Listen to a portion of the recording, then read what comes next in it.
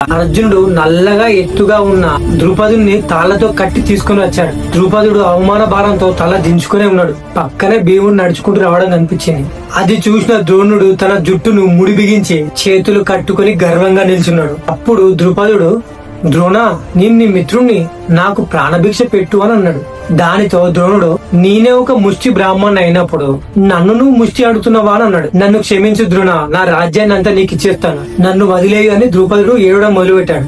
మిత్రుని కళ్ళల్లో నీరు చూసేసరికి ద్రోణుని మనసు కరిగిపోయింది. మిత్రమా, నువ్వు నన్ను క్షమించు, నాకు నీ రాజ్యం వద్దు, ఏమీ వద్దు.